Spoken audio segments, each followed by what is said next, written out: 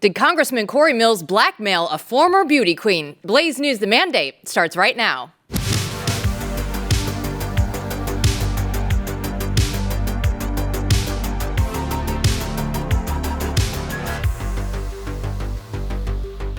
Welcome in, everyone. I'm Jill Savage, joined by Editor-in-Chief Matthew Peterson in his last day in Gavin Newsom territory. Coming back to America soon, Jill. Won't be long. Yes, you are. Well, we had quite the eventful night last night, Matt. I think that it's time to let the Mandate audience in on what we have known for at least a little while now, because there is so much going on with a story that you might have seen, because there's a lot of people that are picking this up. So there's a restraining order that has been filed against Congressman Cory Mills, and it's placed into spotlight one of his previous relationships. So I'm going to take you through how we got there, and then Matt, I would love for you to give the overview of the big picture of this story. So one night I got a message that says, hey, somebody wants to talk to you. We exchanged phone numbers, and then the next morning I got a call from Lindsey Langston, and she is the Columbia County GOP state chairwoman, committee chairwoman, and she's also the reigning Miss United States. And so you say, okay, well, how does this come into play?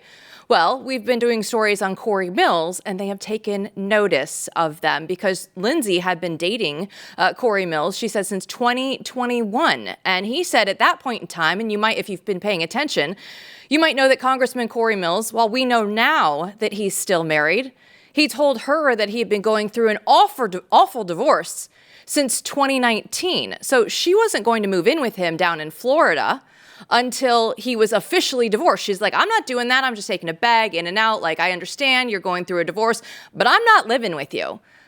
So he says what he needs to say. I'm not actually, married to her anymore. Everything is final with the divorce. Go ahead and move in.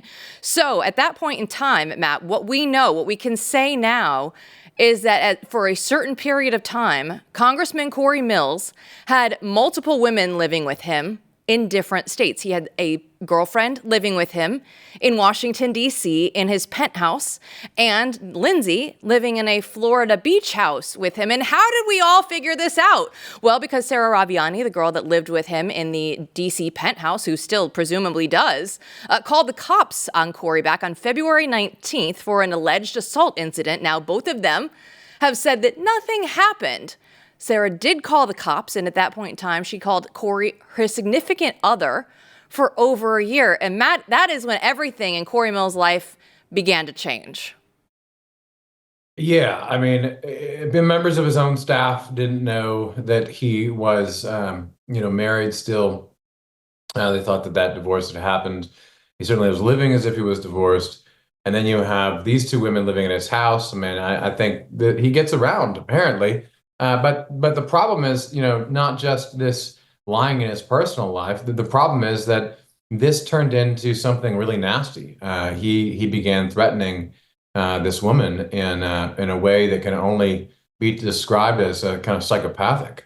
Yeah, so he went through and allegedly threatened to share some explicit videos with any future romantic partners that she had. So they broke up, obviously, in February. When you hear about the other girl that's living with him, she's like, I don't want to be a part of any of this. Please leave me alone, she has said over and over in several texts. So she went and filed a police report in July because things continued to escalate from Cory to her in a series of messages. All of these are going to be on Twitter, on Instagram DMs, and through text messages. So I will say Anthony Sabatini put out some of the text messages on X earlier today. Blaze has these texts. These have all been shared with us, as well as videos of her scrolling through the messages. So you can tell that they're actually real. They're not just made up. But let's go ahead and get into some of them because the details do matter. Cory was saying to Lindsey that you want to be or date with somebody else, be my guest. But they need to know well in advance that if we cross paths, I don't care. This this week, this month, this decade, they better damn well know it's coming every time, he allegedly wrote in one of the texts. I'm going to keep saying that to keep the lawyers happy. He said he may want to strap up every date that we go on. In other words, strap up cowboy, he said. So Lindsey was trying to then just clarify, is this going to be a problem for me in the coming future, right? She goes, so my options are basically I can be with you, I can be alone, or I can be scared that you'll hurt whoever is in my life in the future. And Cory said, take that however you want it, one of the screenshots said. And Matt, that is a pattern that we've seen from him before, because on the phone call where he had with our Peter Giedel for 50 minutes, when he was threatening Blaze Media with lawsuits, Peter was asking him to explain that and just say, hey, wait, is this a legal threat? Are you doing this? And Cory said the same thing at that time. Take it however you want it.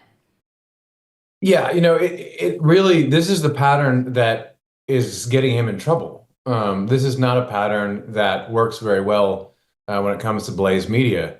He threatened our own Peter Giedel with a lawsuit in the most bizarre fashion because we asked who officiated his wedding and what religion he was.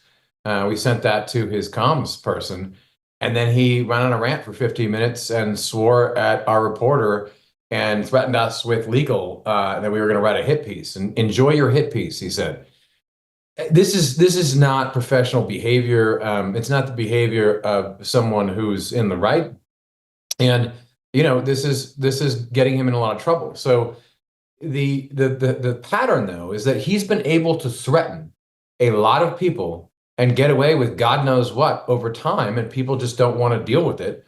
And so they let him bully them, apparently. But thank God in this case that Lindsey reached out to you and some others, and she was brave enough to go to the police, because this is a felony in Florida. You can't threaten people, with intimate videos. You can't threaten someone if she dates anyone else.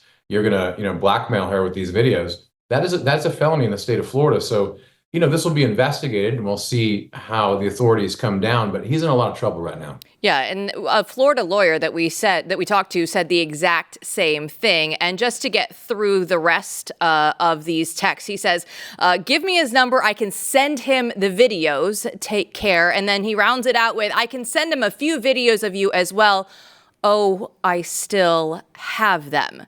And that is terrible for a sitting congressman to be going out there and representing his district in that way, Matt. But it always gets worse with Cory. Somehow it always even surpasses just all of these. So we have the terrible text messages that we've been going over, but also in the conversations with Langston, we also learned that she told me on the phone that Congressman Cory Mills has accepted large sums of money. She witnessed him.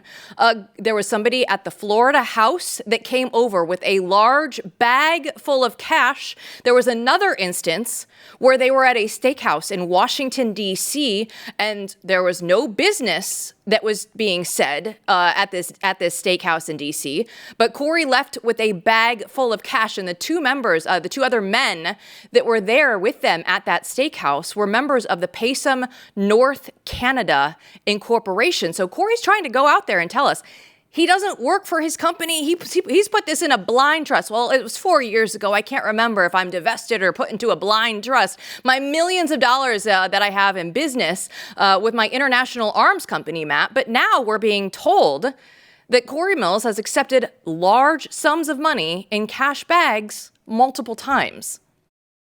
Yeah, and look, we don't know exactly what's going on with that, but there's no reason in my mind to doubt this firsthand account of receiving bags of cash. And, in the year of our Lord 2025, when a congressman receives bags of cash, it's usually not a good sign.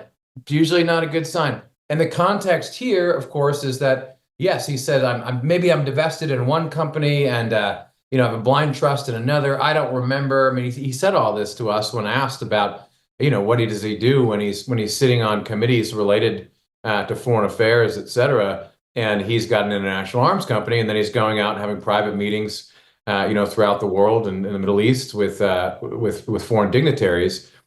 And it could be perfectly legitimate, right, to own a company. That's not a crime. But you want to know where someone who runs an international arms company, you want to know how that operates. And then he also told us that, no, I don't accept any money from my company. I'm not in charge of anything in my company, like you said. And so to hear that he's taking bags of cash from people from his company at restaurants or being delivered to his house is somewhat interesting, maybe even alarming. And then you put together the fact that he's got a lot of, I think a lot of millions, tens of millions of dollars that he owes in that company, where they're underwater, or at least they're taking on serious loans. And then you have the fact that he couldn't pay his rent, $15,000-$20,000 a month, as everyone in DC knows now after those articles came out.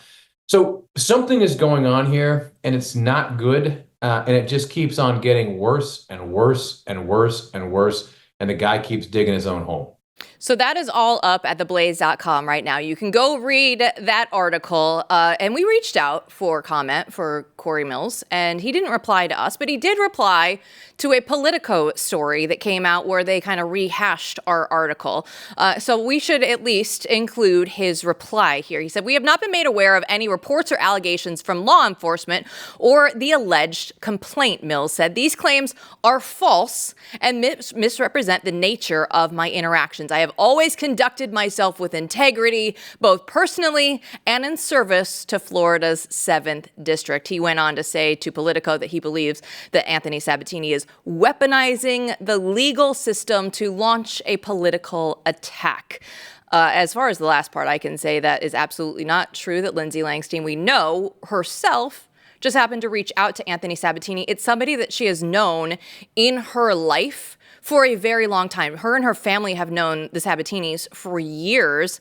And so just reached out to him and just asked him, for his advice at first, eventually brought him on as a lawyer. I don't believe that he's still serving in that role for her, but was at least for a certain period of time in all of this. Yeah, and look, I've known Sabatini for some years. He was a political opponent in a Republican primary race against Cory Mills and lost to Cory Mills in that primary race, where Mills dropped in and spent a lot of his own money. Where that money came from is, I believe, still under investigation. But Sabatini was in this case someone who she did reach out to organically, and he helped her for a period of time, and I don't think he's representing her now because of the obvious conflict. So the big picture here, though, Jill, is that you don't even know where to begin in telling the story with this guy because there's so many odd things about it. I mean, it's a fascinating example of Congress gone wrong in 2025, that we have someone who's making these weird trips through the Hezbollah-controlled desert without any security, which means he must have had the approval of Hezbollah after privately meeting with the Syrian president, who until 5 seconds ago was considered a terrorist by our government. To getting married in the Al Qaeda mosque, where he says he was married in a Starbucks by, the radical Muslim mufti who's an unindicted co-conspirator of the First World Trade Center bombing. Like, what is going on here? What is going on here? And at some point, Mike Johnson and the Republicans in Congress need to take a hard look at what's going on here, because whatever is at the root of all this is not good. And this guy just continues to, again, dig his own hole. So to me, the Republicans need to move fast to have someone else run in that district, because I just don't see. I know too much about the story and the great work you've been doing and Steve Baker's been doing. They got to do something about this because this is a mess. Yeah, Langston reached out to the Columbia County Sheriff's Office on July 14th. A week later, that went up to the FDLE, the Florida Department of Law Enforcement. So we know that they have it.